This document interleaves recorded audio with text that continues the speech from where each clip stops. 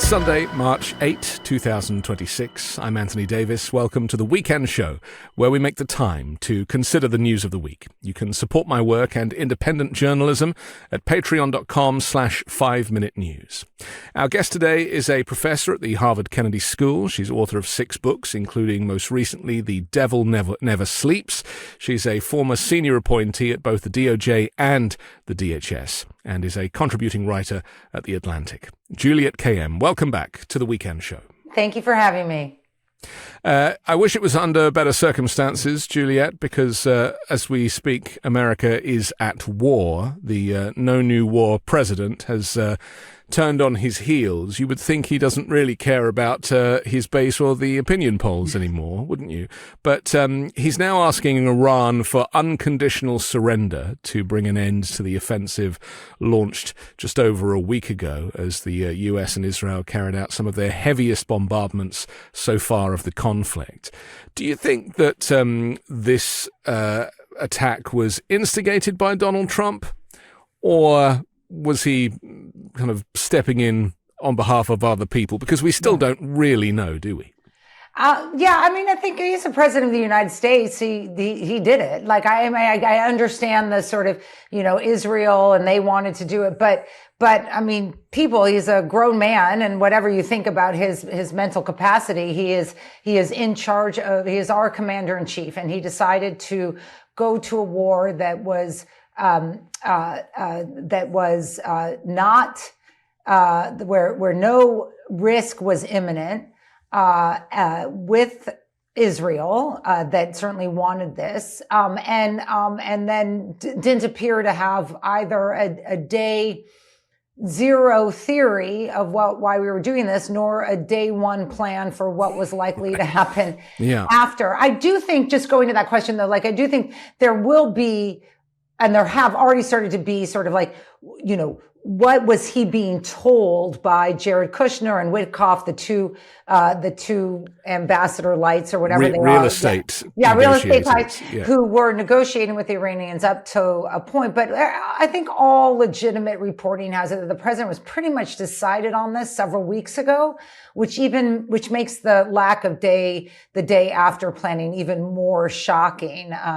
We're seeing it mostly here in the United States with the issue of how do you strand your population without an exit strategy, but is also being felt across the board in the economy and supply chain, and obviously in the military effort itself. That is just clear that whoever told him that this was Venezuela, in the Gulf, was wrong. Right. Because I guess time will tell, and investigations will be done as to who instigated this war. And you're right, of course, it has Donald Trump's signature on it. It does not have Congress's signature on it, though. So that's really the first illegal move. And despite trying to kind of, get a war powers vote in Congress and in the Senate, that hasn't really been successful either. Is it that Donald Trump thinks that because he has a majority in Congress and because the Speaker of the House is, very much in the tank for him, that Congress is now irrelevant? Because, that is a wider question about American democracy, isn't it? Yeah, it is. I tend to the legal stuff is important. The constitutional division of labor is important, but Congress has given the president every reason to believe that his assertion of unitary power is okay, right? So he's reading the tea leaves that Mike Johnson and the Senate leadership on the Republican side are giving him, and they gave it to him in 2 votes in the Senate, or 1 vote in the Senate, 1 vote in the House, in terms of trying to limit his ability to fight this war. They're playing around with what they're calling this. Is it a war? Is it not a war? It's a war. The Trump has said as much. Hegseth has said as much. It's a war. So we just accept that. And it's a war without, even, this is the thing that was driving me crazy, even an attempt to convince the American public. That is, right. I'm not surprised at what the polling is and whatever, but not even a try. Like at least Bush and Cheney tried to delude us. I mean, maybe I'm happy that they tried to do that, but this was, I mean, and part of it was, clearly, I think it is the echo chamber of that White House and the echo chamber of Israel and this sense that no one could possibly oppose the killing of the supreme leader. But also, I think it is, part of this is also that if you don't think through the consequences of something, then it seems fine. Right. I mean, who wouldn't want that? Okay, we're going to kill the supreme leader like that. But that's the emotional blackmail, isn't it? You know, it's like if you want the Ayatollah dead, then you got to agree to all this other stuff too. Right. But what we're seeing, and obviously the polling suggests that the majority of Americans do not want this war. Yeah. And obviously the rest of the world does not want this war. Iran does not want this war. In fact, Iran wanted to go back to the Iran nuclear deal that was previously signed that Trump tore up. So the wider problem, I guess, though, is a trust issue, isn't it? Because if the president can take the country to war in cahoots with Benjamin Netanyahu in this case, which is a war that he's wanted for 40 years, does that mean that now in the US people are living under a dictatorship, that this kind of, fascism has taken hold and that the democracy is a thing of the past? And I think that's a little strong. I mean, obviously we're all looking to November in terms of what does that mean, not just who wins, but also sort of the way to test the democracy is, are there relatively free and fair elections? I think that, and I do think the polling on this suggests that, and the panic we're starting to hear from the White House about the economy, about oil price, gas prices and stuff is, a sign that we have a government that's still responsive to public opinion, unlike the Iranians, right? Like it's just sort of, so that to me is a sign. I think a couple things on sort of, what were they thinking and sort of what, I mean, I think part of it is, I just think Trump doesn't care anymore. Like, I think that he, whether there's going to be elections or not, everyone's worried about that. But I think that he creates a narrative about himself. And if you don't believe that narrative, you're stupid. And so 80% of the American public or 70% of the American public is stupid. And I think that is, he just wrong. doesn't, or wrong, or right. And he just doesn't care at this stage. And I think you're seeing that in a variety of ways. He calls Dana Bash from CNN this morning and it was like, we're on to the next war. I mean, he's threatening Cuba.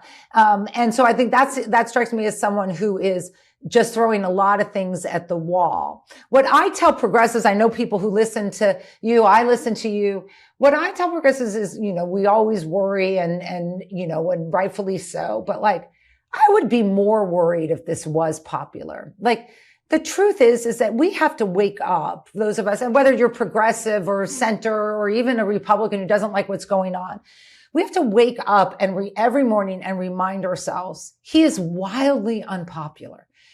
Maybe not unpopular enough, and I hear people say that, but like, I mean, it is consistently 40% or below. I would be more worried for our democracy if he was at 70.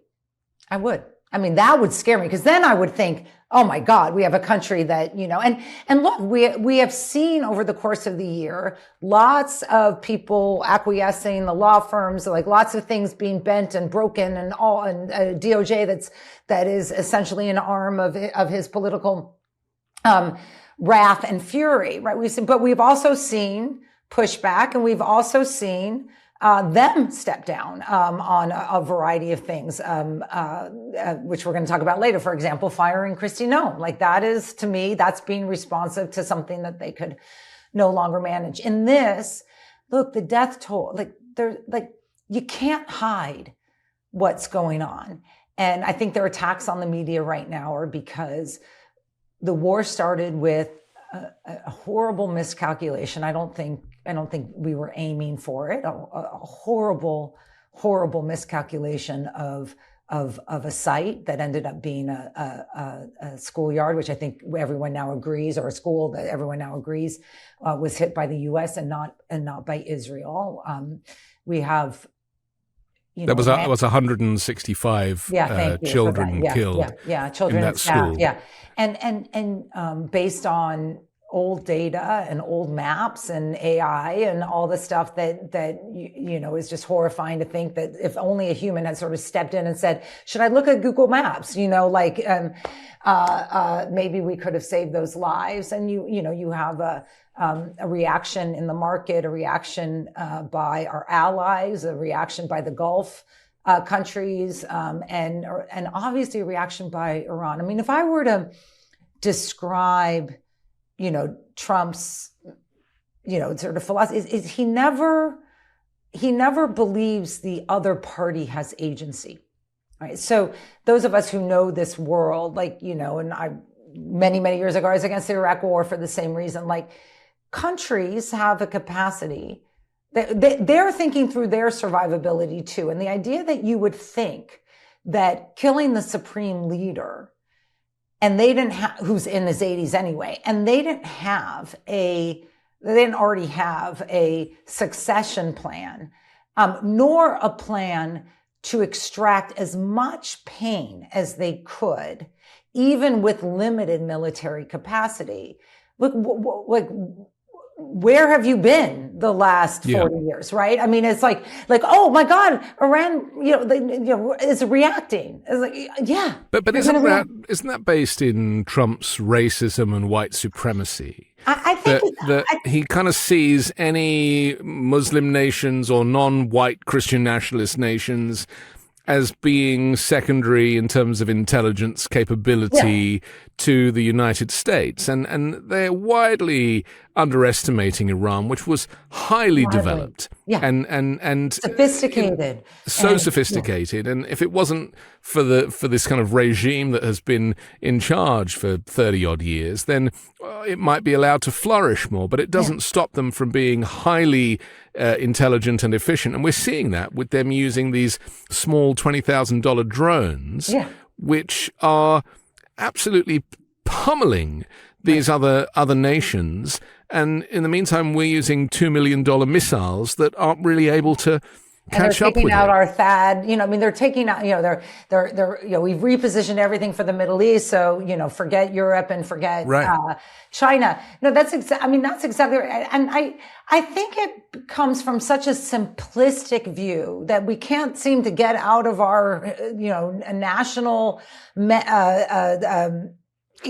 blindfold. I don't know what it is, or about interactions with the Middle East. I think part of that is because it is often narrated by Israel, who obviously has an agenda. Like the idea that Israel is who we would get information on about what's likely to happen in Iran. I mean, we know Netanyahu has wanted this war forever and would have forever war. So his narration of what's going to happen in Iran is already, we should already have known it was suspect. But we have lots of smart people in this country who've been studying that country. Lots of amazing assets in our government. Right. We had essentially massive leaks from the Pentagon in the days leading up to this, saying the same exact thing, that a decapitation is not, that this is not how it works, right? Because it is a sophisticated society with resiliency, and is now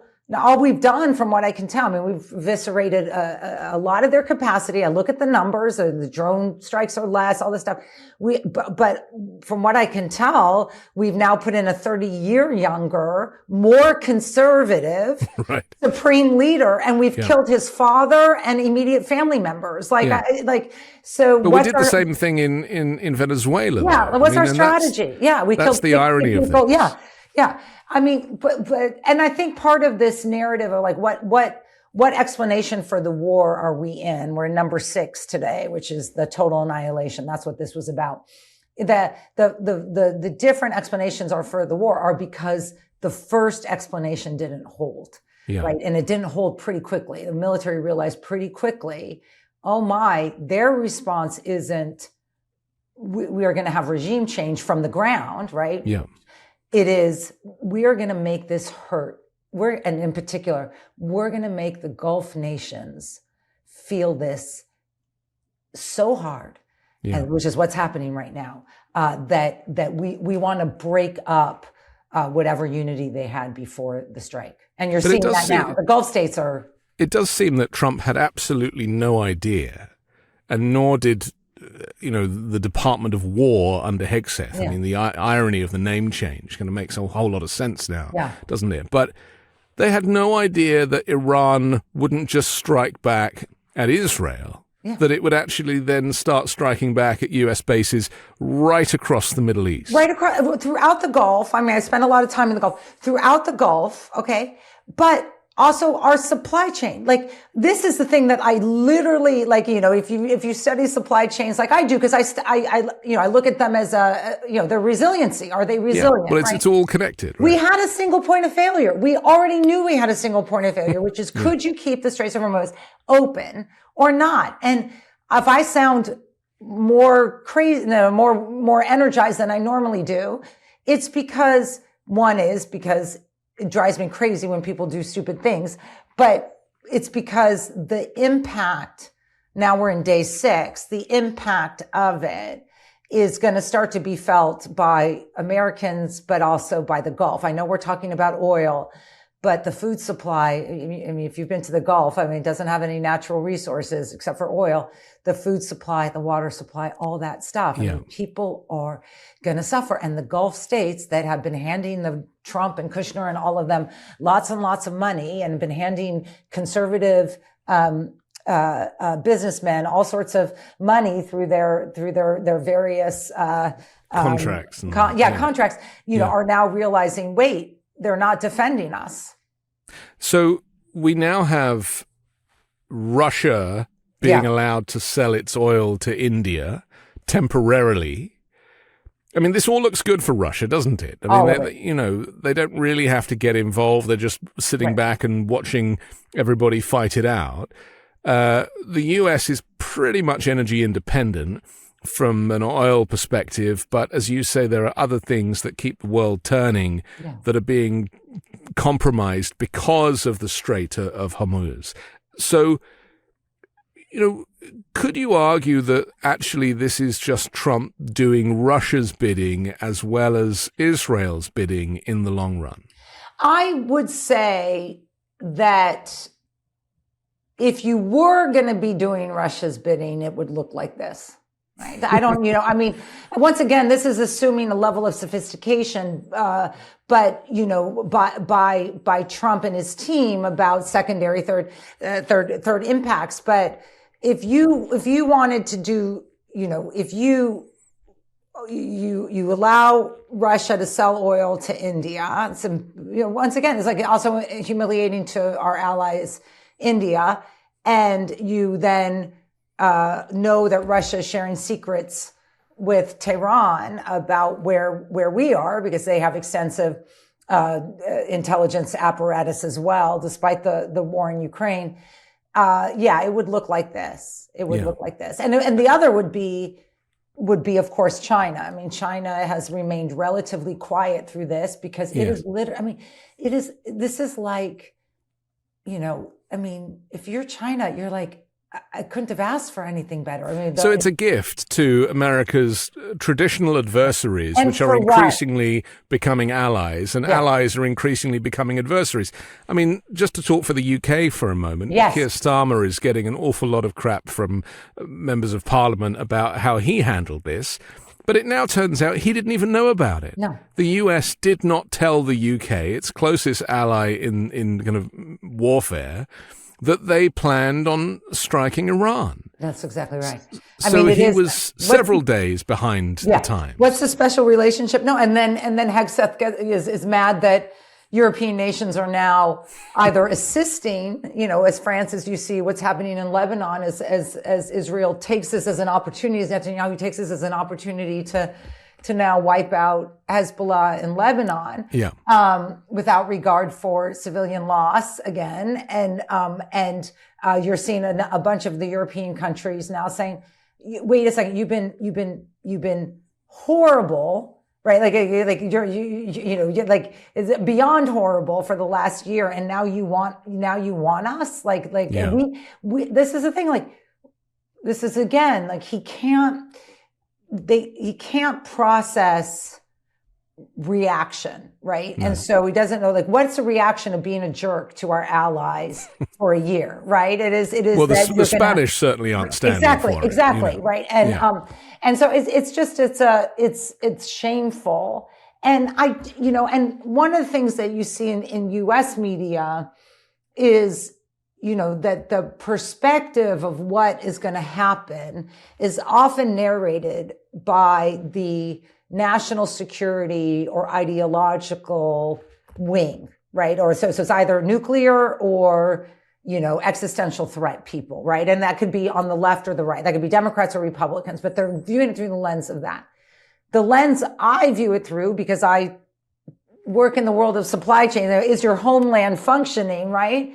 This is the disaster. Yeah. We saw how he handled COVID with the shortage of baby food and diapers, and we're hearing about the panic in the White House about the prices. And just I'm not living paycheck to paycheck, so I'll be honest there. But my son needs to get tickets somewhere to Europe for later in the year, and I was like, get them now. Yeah. Get them now, because I don't know what the price is going to be tomorrow, Yeah.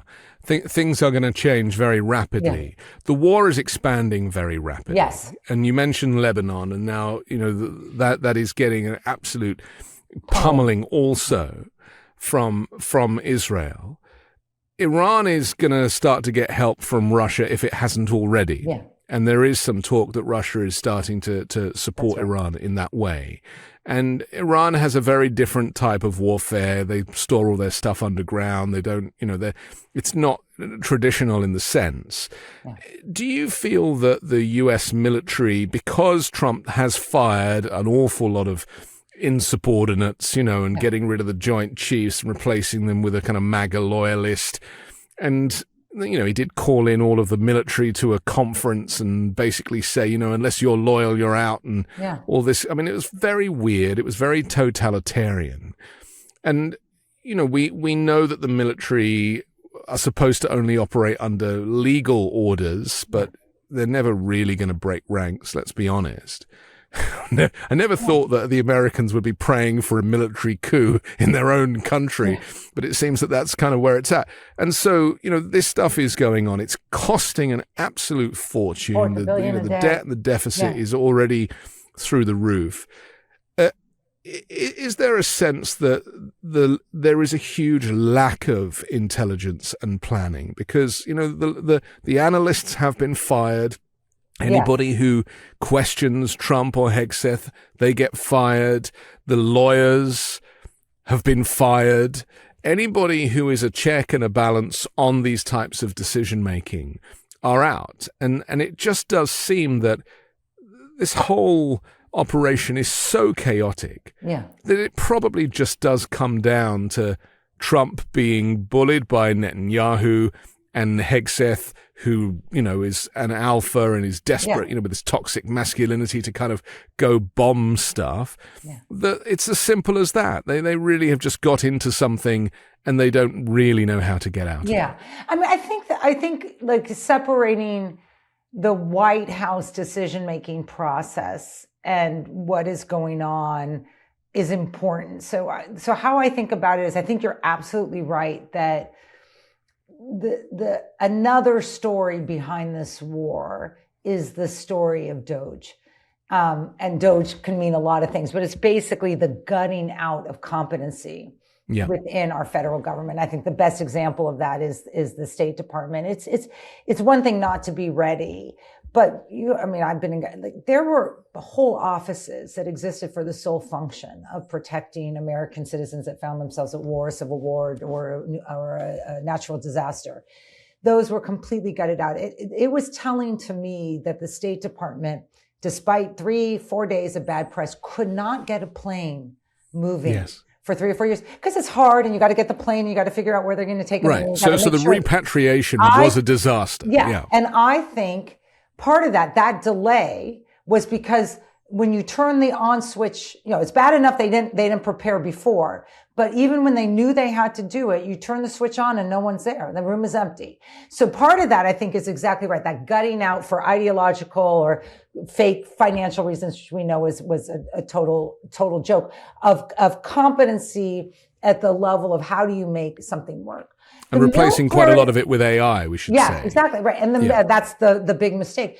The military part is it's hard, and I'm just going to be honest. Like pieces. There's a lot of evidence, and I think when we look back, that the military, at least through the Joint Chiefs, was absolutely trying to make it clear that this was not going to be a one-day war, right? And we saw those leaks before. We saw the growing. We saw, I think, the chief of staff to the Joint Chiefs got fired because he had been very, very critical of it. So I do think that there were people within the military who were trying to do it. The killing of the school children, it was incompetency. I'm going to put that aside, not because I think it's right, but I don't think that's the equivalent of like I'm now having a senior moment in Vietnam. I don't think it's the equivalent of like, that I think a major mistake happened and we have to figure out what happened. The story that's starting to worry me a little bit more on this sort of is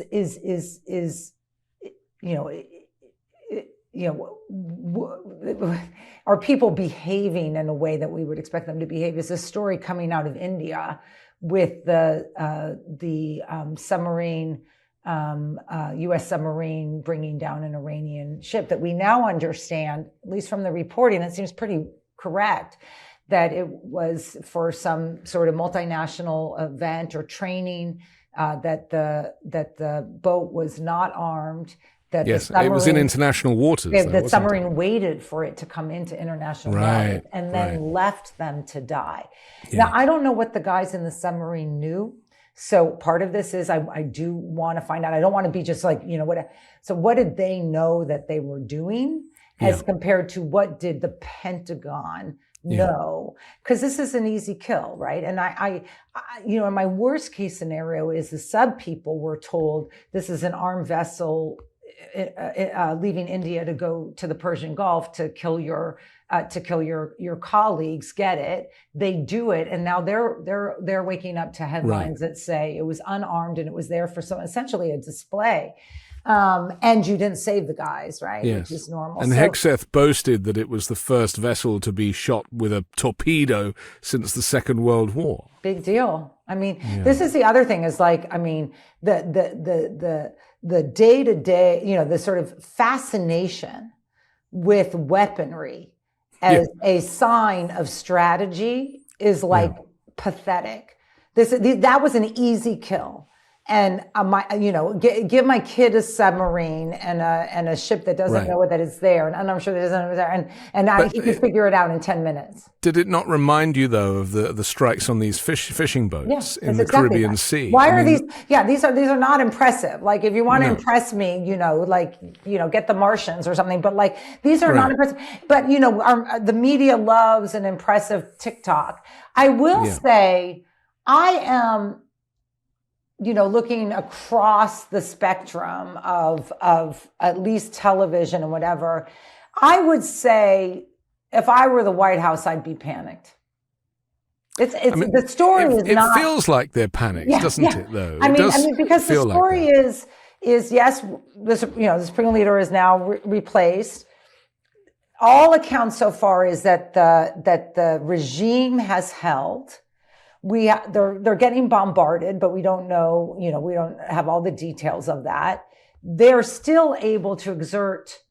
I mean, we're on day 6? I think we're on day 9, and Trump initially said it would be, brief. Then they said it would be 3 to 4 weeks, then 4 to 5 weeks, and now they're talking up to 6 weeks. That will be 6 months in like no time. But that, that we have not We have a Navy. Do you know what the Navy's tagline is? We protect the world's open oceans. Right. How are we not able to get a 2-mile freaking little canal open to begin commerce? And I think part of that was we never thought that the Iranians would do it. Once again, countries have agency. Cuba is going to be a great example. What's our mass migration? I hope a reporter asks this. It's not enough to say, do we kill the leadership of Cuba? I'm pretty convinced that Trump thinks that the Castro brother, is still in charge. And there's no Castros in charge of Cuba anymore. What's our mass migration plan? Because if you're a Cuban and this is happening, you are just a couple miles from Florida. This is your chance. Do we have a mass migration plan? You are inviting me back on the day after Cuba because you and I are going to sit here. And I was like, they didn't have a mass migration plan. Right. I mean, what we're seeing now in Gulf nations. Yeah. And obviously, there is a significant military that is the UAE, effectively, that kind of polices most of these nations. But Dubai has taken fire. A hotel was set alight by a drone, and we're now looking at the Kurds even getting involved, and Kurdistan, who don't want to have anything to do with it necessarily, but are being drawn in through allegiance. Yeah. And then, so once you've got places that, try to appear civilized, and Dubai and the UAE have obviously done a huge marketing effort over the last 25 years, so that they are free from conflict and that they are far from conflict and that they are cosmopolitan and metropolitan. And they're not Lebanon. They're not Lebanon. They're not Lebanon. And so that veil is slipping because they're now on the receiving end of a bombardment of weaponry from Iran. This is going to change not just the food supply and the oil supply, but it's going to change the world economy also, because these regions are a safe haven for expats and people that want to, kind of start over. Yeah. And it's going to be very problematic to kind of rewrite the narrative or maintain the narrative if you're that close to conflict. I think the window is closed. I think you're absolutely right. I mean, I wrote that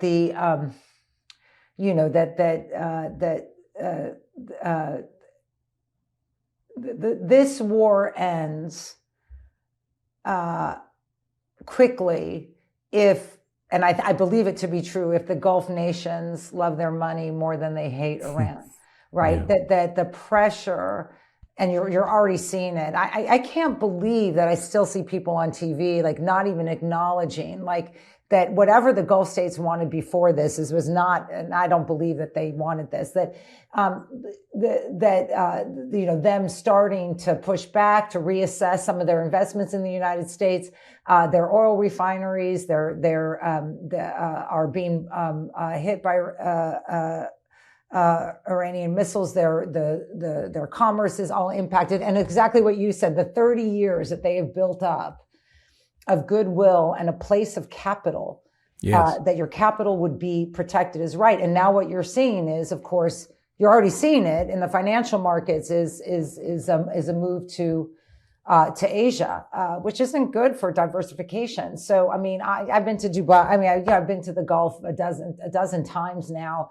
And it makes me sad too, because I do think that they were trying, and I think that window is still open. I think, I think if people start to starve to death in Dubai, then you're going to have a different scenario. But I think some of the panic in the White House isn't just simply domestic crisis, but it is what they're seeing in the media, what you and I are seeing. And I urge viewers and listeners, open your lens to what is coming out of Arab and Gulf newspapers. It's really easy to find now.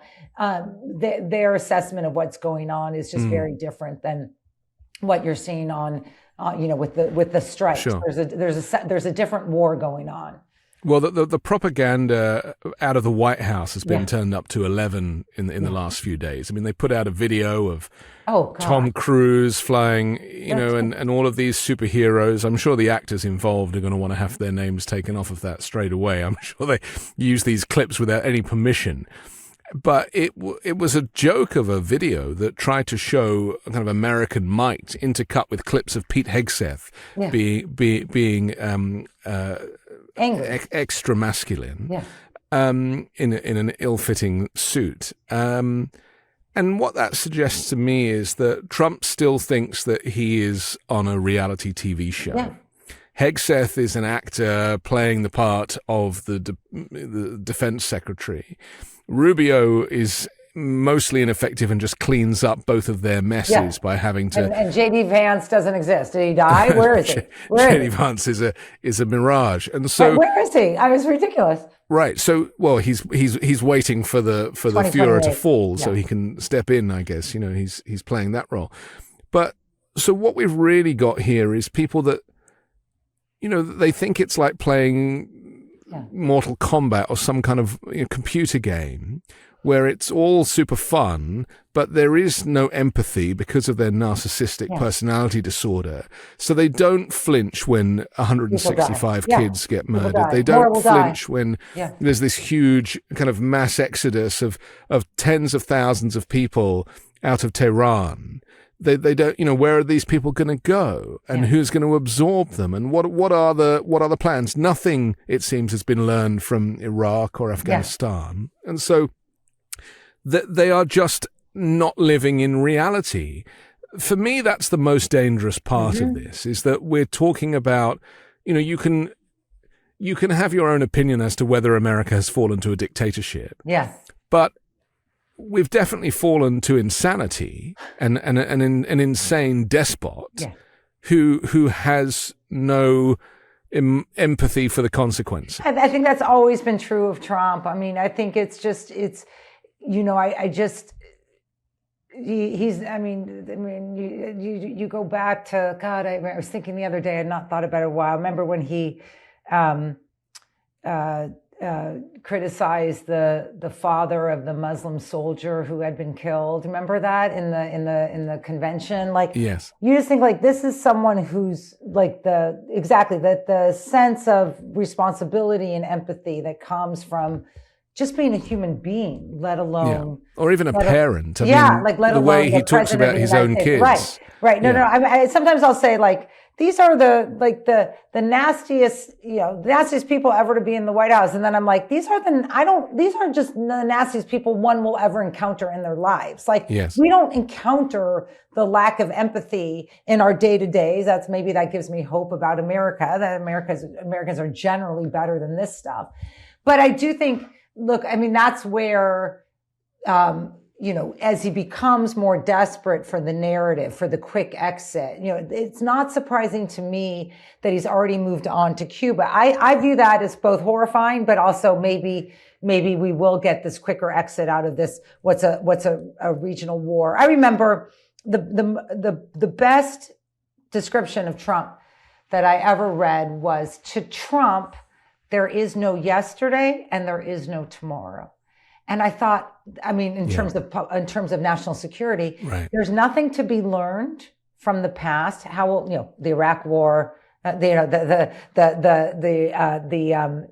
Iranians would do, what Netanyahu had already done to us. There's no muscle memory for any of this stuff. And there's no consequences, right? So it's just, it's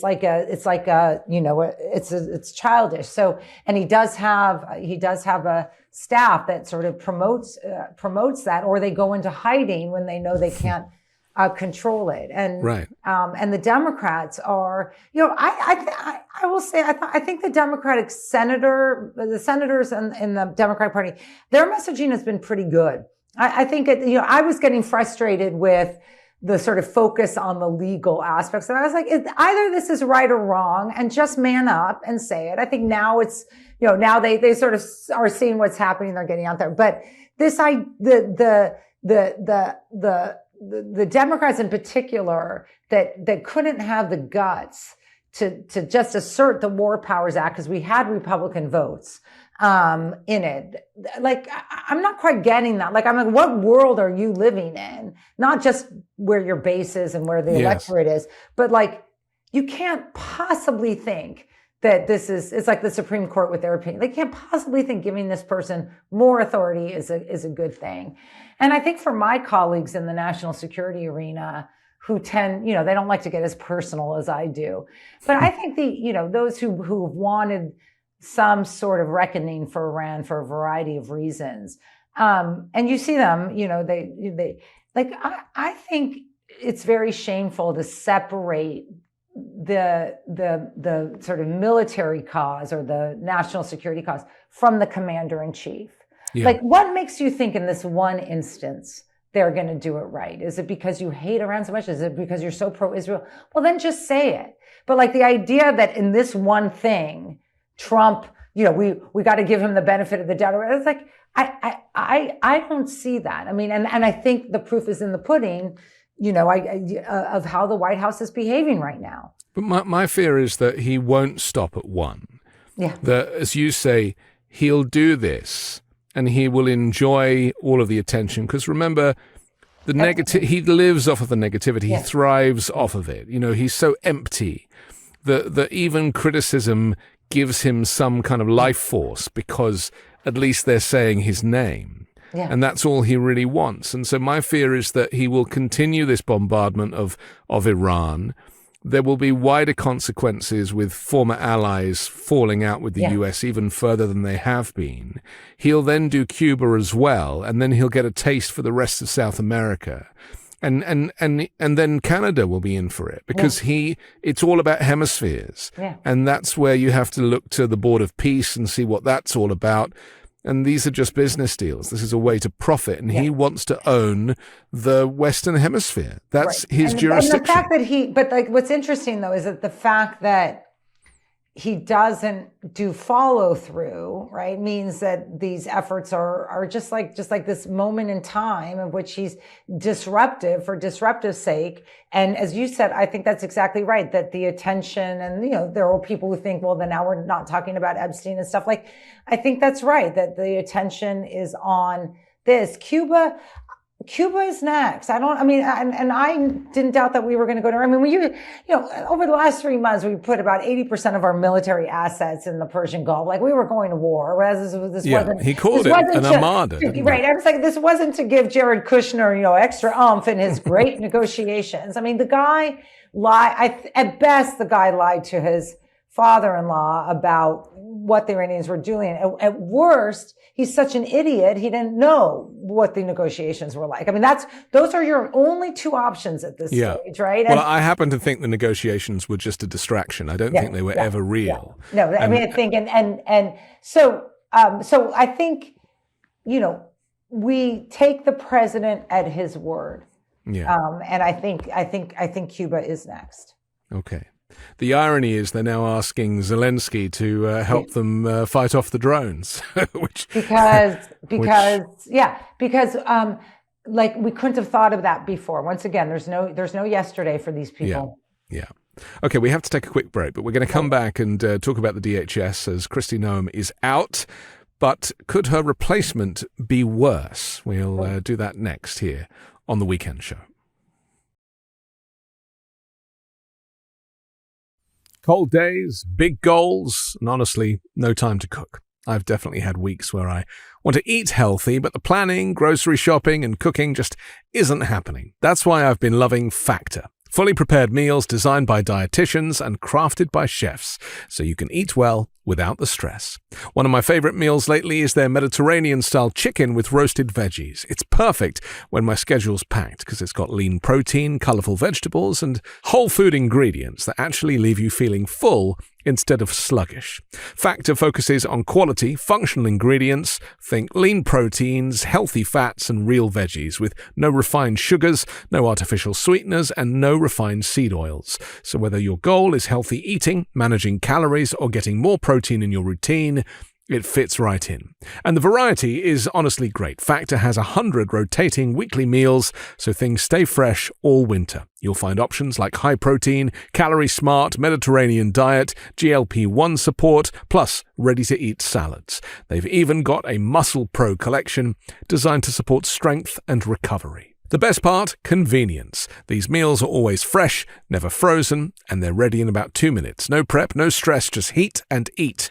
I use it, and so should you. Head to factormeals.com/weekend50off and use code weekend50off to get 50% off and free breakfast for a year. Eat like a pro this month with Factor. New subscribers only, varies by plan. One free breakfast item per box for 1 year while subscription is active.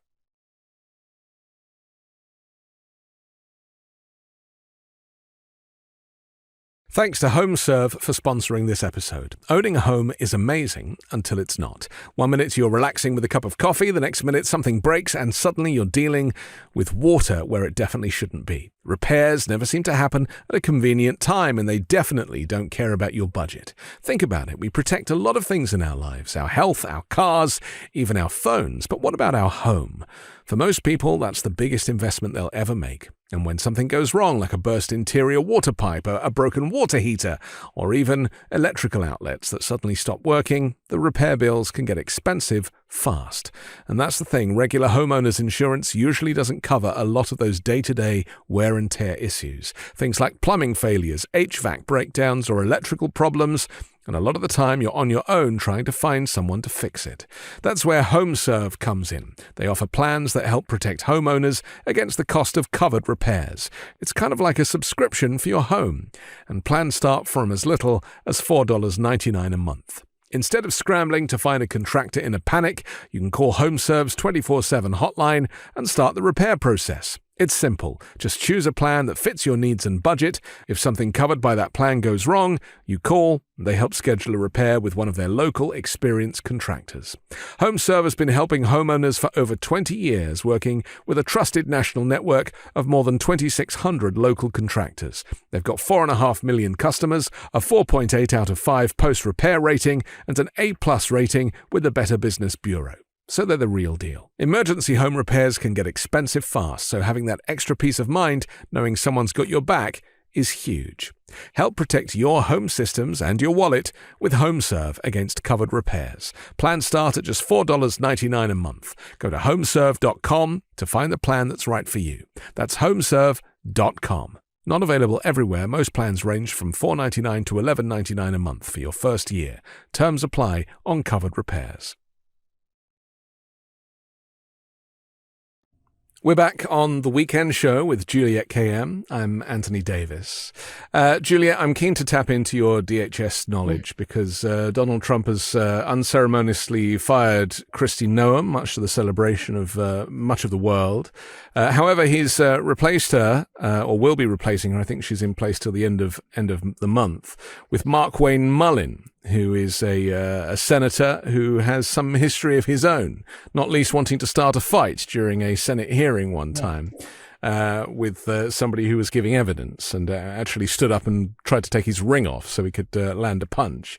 Let's talk first about Kristi Noem, because there are questions as to why she was removed when she was removed. I mean, she was making a speech elsewhere when Trump made the announcement and clearly didn't know herself.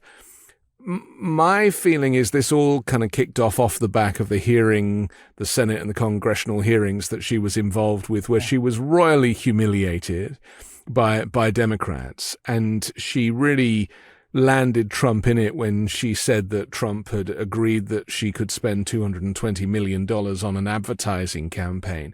That seems to be the focus of where the media has gone with the explanation for it.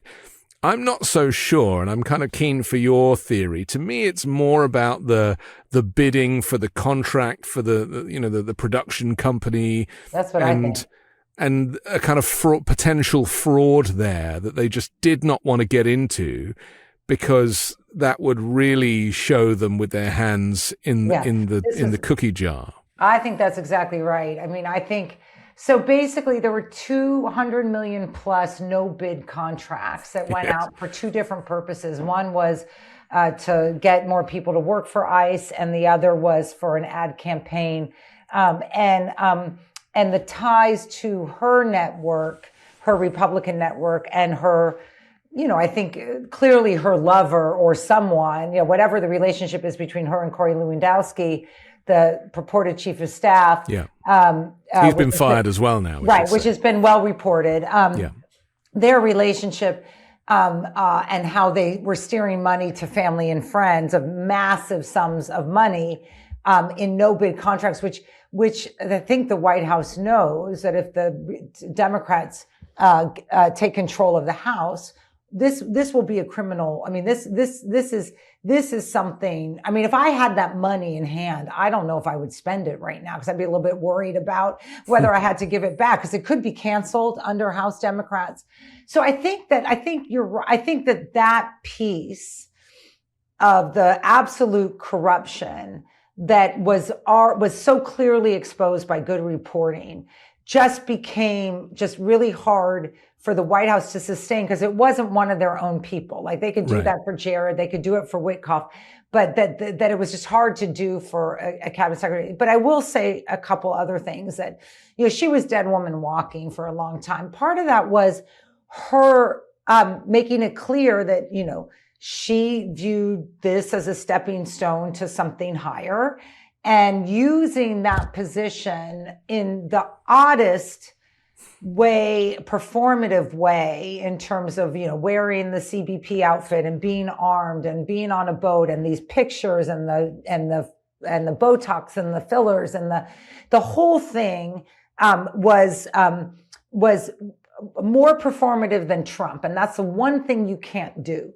And so I think that and then you had her complete fumbling, out of the killing of the two Americans, calling them domestic terrorists, essentially, and then having to unwind that so that became the story as much as the fact that we killed all of it. I will say, I have fewer friends at DHS. There is not a single person except for possibly Corey Lewandowski who is upset by this. And I mean that every agency had gone to war with her. They were abusive. They were horrible. They focused only on what was her comm strategy. So no one is going to miss her. But I do think that the White House pulling the plug that quickly, was in direct relation to, I think just like when you hear the story of that corruption, being told, and she implicated the White House, you got to sever her. Yeah, well, it gives them an out, which is that, well, the moment we heard about that, we fired her. Yeah. And but I was of the opinion that she wasn't going to be fired, and I agree with you that she was upstaging the star too much, and that performance-wise, that's obviously a mistake.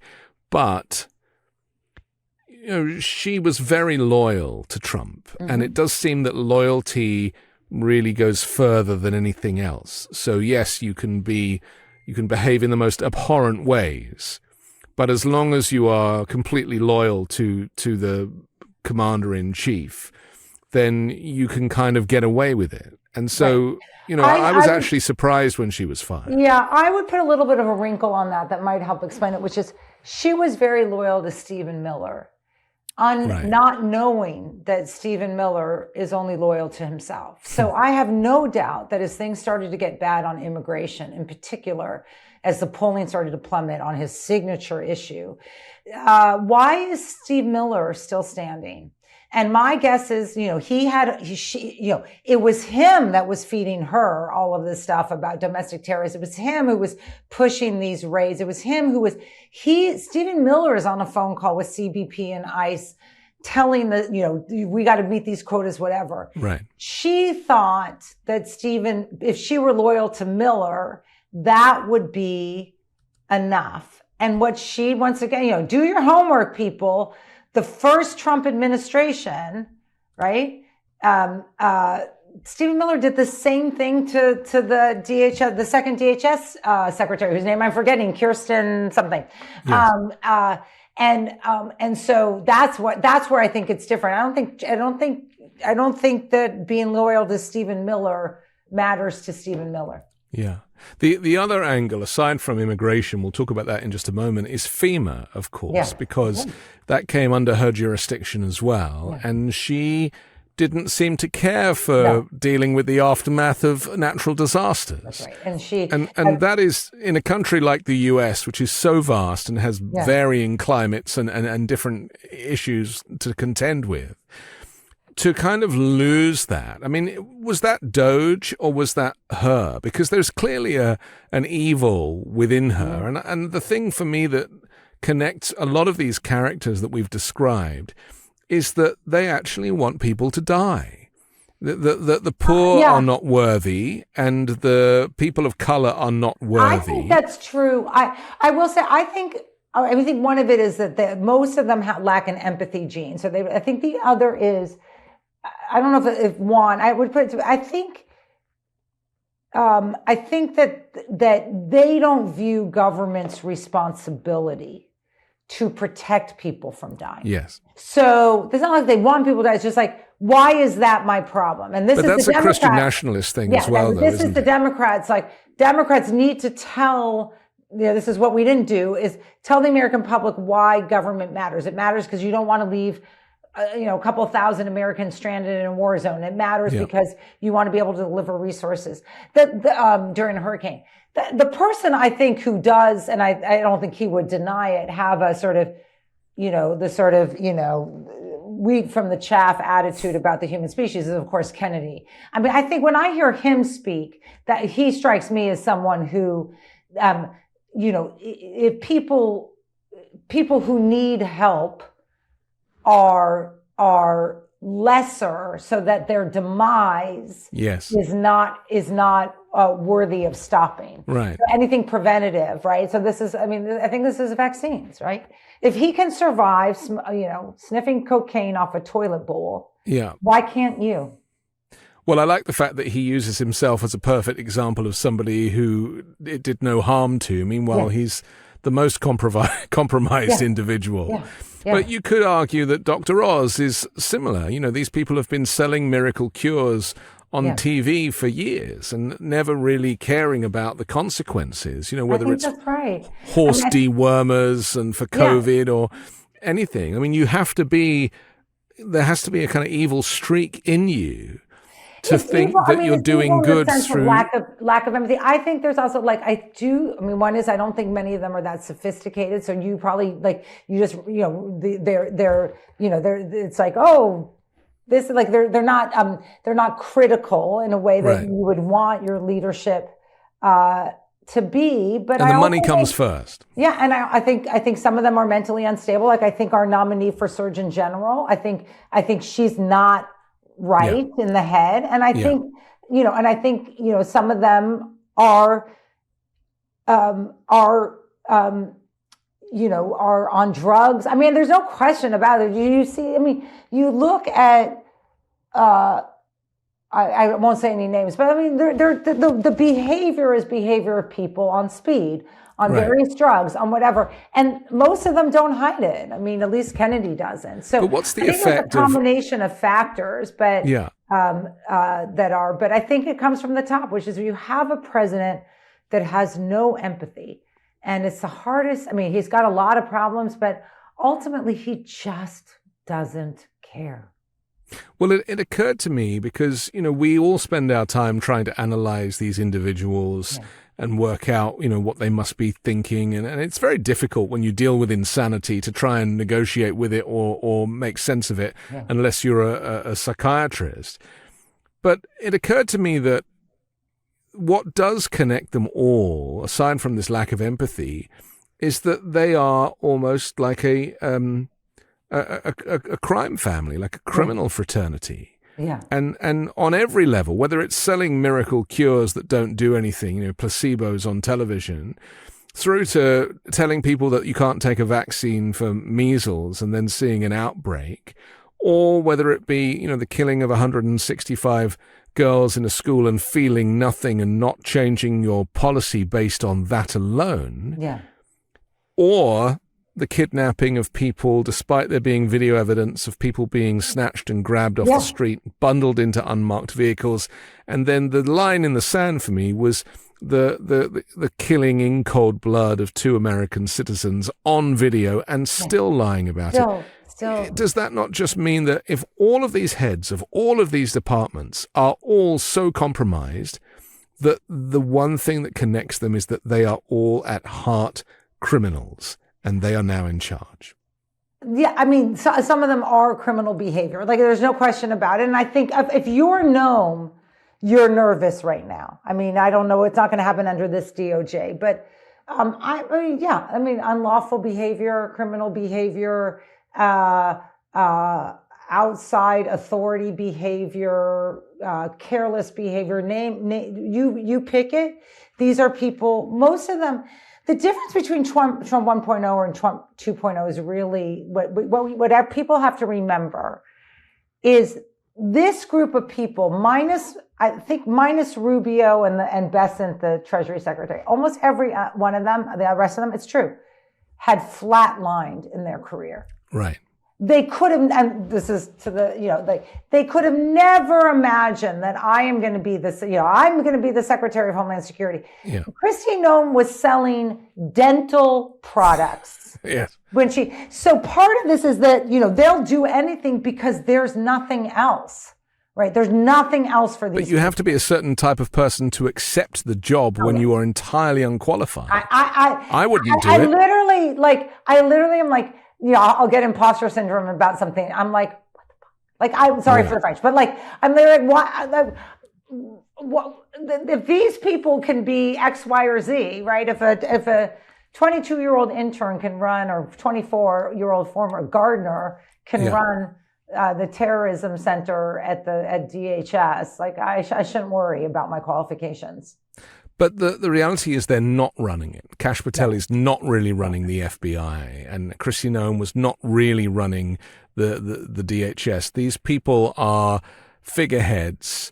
They love the camera and they love the TV, but really they're just part of a crime syndicate that is this federal government, and that just goes back to Project 2025. It's the deconstruction of the state by putting imbeciles in senior positions. That is why we have to, I hate to say it, but it is like, people are realizing, and they will soon realize, that competent government does matter, right? And that's the story that we failed to tell. I will tell you, I think Pam Bondi is in charge of DOJ, though. I think when you say I agree. I think there's 2 types. But I think Bondi, wow, she runs that place. But does Bondi not also? To me, she is a kind of identikit version of Kristi Noem, in as much as it's very performative, but arguably she's entirely unqualified for that job. She sounds like a kind of teenager. She's changed. Really? I've known Bondi a while. She was always conservative. She was always a very conservative AG. But I when I saw her testify recently, I thought, well, maybe you're right. Like, maybe they get in this and then you're just absorbing. You have to talk this way. Yeah. You have to be this way. Because when she testified, she was going on about Wall Street and talking about the stock. Because you just, I think you, whatever you might have had different from this, once you go in. Look at Bessent. Everyone was saying, oh, he's got this great background and blah, blah, blah. The guy. Appalling. Yeah. It's so interesting to me, isn't it? Because, as you say, the Republican and the conservative thinking is small government, small government, small government. But it's fine to have small government if it's competent. But here there is obviously a clear desire to screw everything up and burn everything down. And so the only way to really do that for Trump is just to have loyalists in every senior position. So if there's no separation now between the executive and the Department of Justice, she clearly was his personal lawyer, still is his personal lawyer. The guy under her, arguably Todd Blanche, was his personal lawyer as well, is actually doing more of the work than Pam Bondi is. And we've heard that from many sources. So if you don't have an authority to keep checks on the executive, she was screaming, Donald Trump is the greatest president America has ever had, while she's giving evidence. Yeah. Can you imagine if Merrick Garland had started screaming that about Joe Biden? No, it's incomprehensible that, that like and I, people are always like, well, how do you fix this? I mean, I don't know. I mean, I think we're going to have to figure out what's left.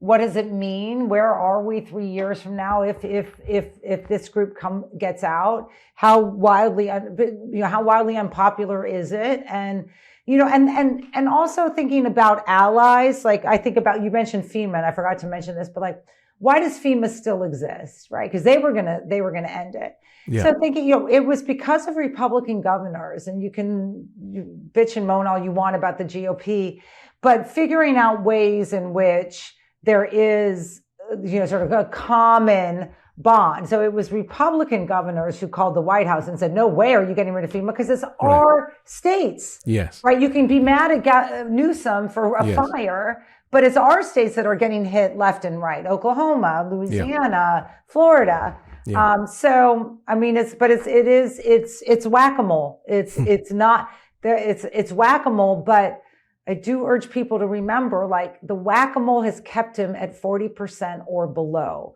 So however painful and tiring it is, like, I remember, people are going to be mad at me because I'm going to quote Schumer, who I know a lot of people don't like, but I saw Schumer at the beginning. I saw him give a podcast like at the beginning of the first of the administration. And he said, what's the strategy? And someone said, well, he's like, look, we don't have the House. We don't have the Senate. We don't have the White House. We don't have the court, essentially, although there's pieces of the court that we do have now. And he said, 40% or lower. That's the strategy for the first 2 years. And if you measure by that, right, like, okay, like that's a metric at least, because it's not, sure. You can't think success now is like good. I don't mean to be negative. It is, I'm in disaster management, so it's less bad, right? And so in some ways, what's less bad is this is wildly unpopular. That's going to translate, right? In some ways. So immigration, it's translating. Look who the biggest critic is of the immigration overreach. It's Oklahoma Governor Stitt. It is, you can hate his politics or whatever, but I'm glad he's on our side. So let's talk about the midterms finally, because this is where it all either gets cleaned up or we're stuck with it for at least a couple more years. My concern is that the reason that Trump has checked out of trying to kind of be a populist is because he feels like the midterms are sewn up for him already, that he's done his due diligence in the legislatures and in the districts, and whether it be voter roll purging, whether it be, changing the rules on voting, voter suppression. I mean, there are multiple ways now that they plan to fix the election. And so is that the reason why he's checked out? No. Or is it simply that whatever the results are, he is going to decertify them? He does not care about the party. He does not care. He's not ideological. So I worry about the election and want to make people feel a little bit like, not better, because I do think it's going to be vigilance and stuff. Mm-hmm. These numbers that we're seeing now, it's too big to steal at this stage. And all we need to focus on is keeping up those numbers, right? And Texas is now going to be in play because but one of the benefits on election for us is the distributive nature of our life. I did election security, right? So we have over 3,000 jurisdictions of voting in a country with only 50 states. So it's so distributed. And that doesn't mean like they can't flip a switch or pull out the National Guard. I understand that. I think courts are going to step in the way. I think AGs are getting ready. But I do think that, you can view his behavior as he thinks the fix is in for him. You can, that was weird. You can also view his behavior as he knows he's going to lose. And this is going to be scorched earth forever. Right. And I don't know yet. But the too big to rig thing is very interesting because that's a Trump phrase that he kind of used as projection last time around. But this time around, what you're saying is that if there is enough turnout and that if there are enough people opposing the war, which might come back to bite Donald Trump, aside from the immigration, which was the thing that already had turned half the people off of him, that it's basically too big for Trump to rig, even though he has all of these policies in place now and potentially he's in charge of the technology, with the Dominion voting systems and everything else, that he won't step up his authority and say, as the president, I will not allow these to be certified because there's a war on and use the kind of war powers. I think he could try, but remember he constantly sort of pushes that he definitely could try, but I'm not going to go on. I am going on the record. The idea that a war abroad would justify even this Supreme Court would view as an on-off switch to the Constitution and to democracy is. I want to tell you. I think spend your energy elsewhere. Like in other words, your energy is don't look for the perfect candidate. Get a bunch of D's in. Tell all your friends to vote. Don't fight your friends, fight your enemy. It's like we waste so much energy on all of this stuff where, again, wake up every morning and say, how can I keep him below 40%? Yeah. Interesting. Right? Because if he were at 80%, again, just to remind people, I'd be, packing up if he were at 80%. Are you not shocked, though, that he's in the mid to late 30s? I mean, I've said this before. I think he's in mid 30s, but I think he's lower than that. I think it's just very hard for because you're still talking about 70 odd million Americans. Where do those people go? What happens to those people? Where did all the Germans who? I mean, populations shift with the winds, and where did all what was his name? Botha in South Africa said in 20 years, no one would have ever supported apartheid. The populations shift. We voted for Biden 4 years ago. We voted for Obama 12 and 16 years ago. Yeah. The populations shift, but it's incumbent on us not to, to tell the story in a way that is, I'm obviously, we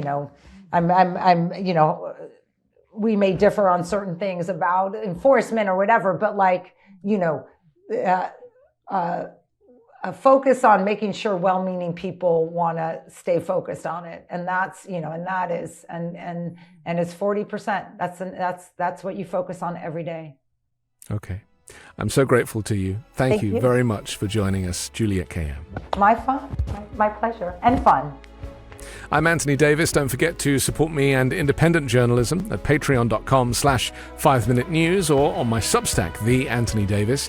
You can also join the 5 Minute News YouTube channel. I'll come back next Sunday with a brand new special guest and more factual news to discuss on the 5 Minute News Weekend Show with Midas Touch.